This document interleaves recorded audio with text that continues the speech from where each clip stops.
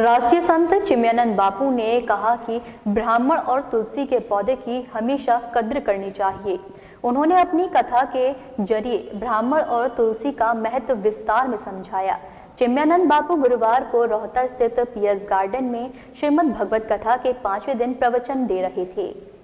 श्रीमद् भगवत कथा के दौरान राष्ट्रीय संत चिन्मयानंद बापू ने भगवान कृष्ण की बाल लीलाओं का वर्णन करते हुए गोवर्धन महाराज की पूजा 56 भोग के महत्व का अति सुंदर वर्णन किया। ये हैं आगरावासी जिनको नववर्ष में श्रीमद् भागवत कथा का दिव्य दर्शन हुआ और आगरा के सभी धर्म प्रेमी बहुत ही बड़भागी हैं जिन्हें 1 जनवरी 2023 से 7 जनवरी 2023 तक एक विशाल महायज्ञ श्रीमद् भागवत कथा के रूप में, जो कि सामाजिक सरोकारों से जुड़ी हुई एक दिव्य कथा, जिसका कि आज यहाँ 5वां दिवस है। आज इस कथा में दिव्य 56 भोग के दर्शन और पर्यावरण संदेश पूज्य राष्ट्रीय संत श्री चिन्मयानंद बापू जी के मुखारबिंद से एक संदेश है, जिसमें आप वृक्ष लगाएं और वृक्ष बचाएं।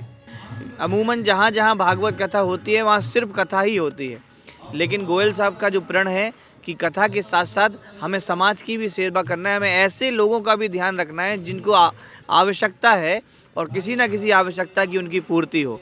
आज यहाँ पर गिरिराज पूजन की गोवर्धन लीला की कथा का हम लोग परम पूज्य संत श्री चिन्मयानंद बापू जी के श्रीमुख से रसपान कर रहे हैं। कथा के दौरान राष्ट्रीय संत चिन्मयानंद बापू ने भक्तों से कहा कि हमें भगवान के साथ वैसा ही व्यवहार रखना चाहिए जैसा हम खुद के लिए चाहते हैं। भगवान को अच्छे से अच्छा प्रसाद चढ़ाना चाहिए, साथ ही अच्छे से अच्छे वस्त्र भगवान को पहनाने चाहिए।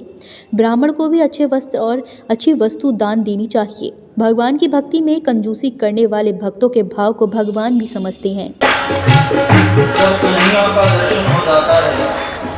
कब साधक की स्थिति कैसी होती है, कब दिन निकल रहा है, कब रात हो रही है, कब दिन निकल रहा है, कब रात हो रही है, कब दिन निकल रहा है, कब रात हो रही है, कब दिन निकल रहा है, कब रात हो रही है।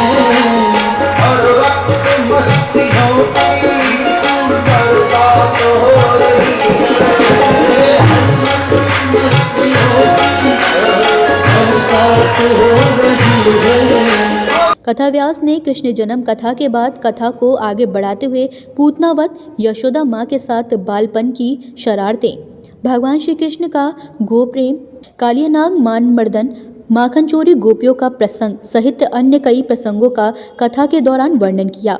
चिन्मयानंद बापू जी की कथा का भागवत की जो ज्ञान गंगा बह रही है, उसमें इसी सर्दी में ठिठुरते हुए भी आप देखिए कि भक्त जन कितने, पूरा पंडाल हमारा भरा हुआ है।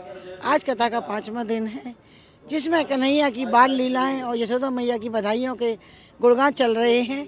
और व्यासपीठ से सतगुरुदेव जो कृष्ण जी की बालपन की लीलाएं हैं, गेंद खेल करके काली दह में और कालिया नाग का नाथन और मटकी फोड़ के माखन खाना, चोरी करके माखन खाना, इस प्रकार की लीलाओं का वर्णन कर रहे हैं।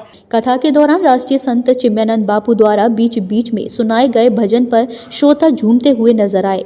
कथा के दौरान सामाजिक सरोकार से जुड़े कई कार्य किए जा रहे हैं। गुरुवार को भी पर्यावरण बचाव का संदेश व्यासपीठ से दिया गया।